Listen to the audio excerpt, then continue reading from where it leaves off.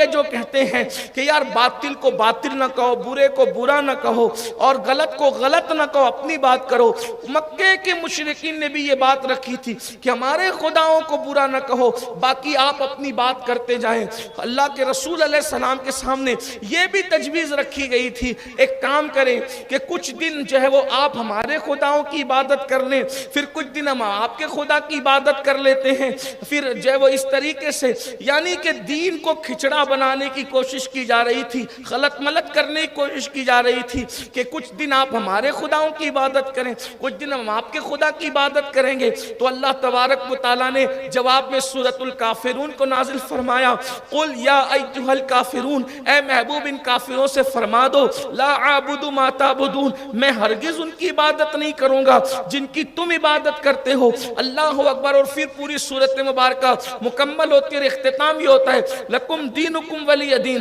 تمہارے لیے تمہارا مذہب ہے، ہمارے لیے ہمارا دین ہے، ہم تمہارے خدا کی عبادت نہیں کریں گے۔ اس سے پتہ چلا کہ جو لوگ بڑے لبرل بنتے ہیں، نیوٹرل بنتے ہیں اور سوچتے ہیں آدھا تیتر آدھا بٹر، ان کے تہوار میں بھی شریک ہو جاؤ، ان کے تہوار میں بھی شریک ہو جاؤ، اور روشن خیال بنو۔ یاد رکھنا، کسی کے ساتھ اخلاق سے پیش آنا الگ بات ہے، کسی کے ساتھ اس نے سلوک کرنا الگ بات ہے، لیکن ایمان کا سودا کر کے لبرل بننے کی یا جو ہے وہ نیوٹرل بننے کی کوشش کرو گے تو دین صرف دین ہے، مذہب صرف مذہب ہے، ایمان صرف ایمان ہے، اسلام صرف ایمان ہے، اسلام ہے۔ ایمان اور کفر کے درمیان کوئی تیسری چیز نہیں ہے، یا تو کوئی مومن ہوگا یا تو کوئی کافر ہوگا۔ اس لیے لوگ آدھا تیتر آدھا بٹر نہ کریں، اور اگر کسی کو یہ خیال ہے کہ جان خطرے میں ہے اس لیے ہمیں لبرل بن کر کے ایمان کا سودا کرنا چاہیے، تو میں کہتا ہوں واللہ مشرک اور مرتد اور ملحد بن کر کروڑوں دن جینے کی بجائے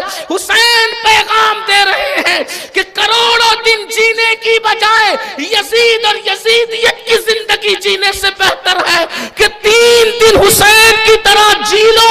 اس سے بہتر کوئی زندگی نہیں ہے۔ جب بھی کوئی ضمیر کا سودا ہو دوستو، قائم رہو حسین کے انکار کی طرف۔ سبحان اللہ، سبحان اللہ۔ ہم کسی زندگی سے پیار نہیں کرتے جو ایمان دے کر کے لی جاتی ہے، جو اسلام دے کر لی جاتی ہے۔ اس لیے مسلمانوں شریعت کو مقدم رکھو، ہر مذہب کے انسان کے ساتھ آپ حسن سلوک کرو، اچھا اخلاق سے پیش آؤ، ان کو کھلاؤ، ان کو پلاؤ، ان لوگوں کو جو ہے وہ جو اسلام نے جہاں تک اجازت دی ہے ان کے ساتھ اچھا برتاؤ کرو۔ لیکن اگر کوئی یہ کہے کہ پھر آدھا تیتر آدھا بٹیر، کبھی ہم جھکے کبھی آپ جھکے، تو کہا نہیں، یہ سر اتنا قیمتی ہے، جب ہمارے مذہب میں نبی کے لیے سجدہ جائز نہیں ہے، ہم نبی سے عشق کرتے، نبی کی عبادت نہیں کرتے، تو جب وہ مذہب نبی کی عبادت کی اجازت نہیں دیتا، وہ کسی اور کے آگے سر جھکانے کی اجازت کیسے دے سکتا ہے؟ ہم اپنے نبی سے اپنی ماں سے زیادہ، اپنے باپ سے زیادہ، اپنے بھائیوں سے زیادہ،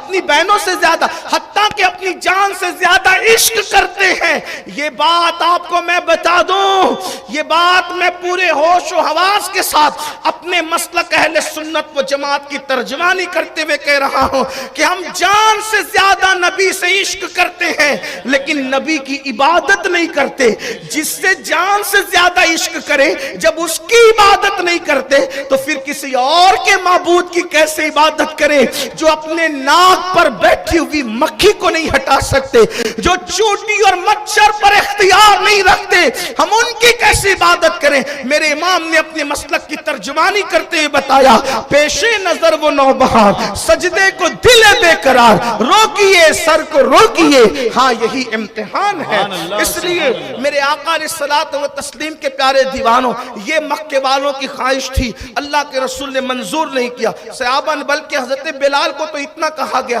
کہ بلال ہم تمہیں آزاد کر دیں گے، معاف کر دیں گے، اپنی زبان سے ایک بار لات و عزیٰ کا نام لے لو۔ آپ نے لات و عزیٰ کا نام تک نہیں لیا، احد احد کہتے رہے، اللہ ایک ہے، اللہ ایک ہے۔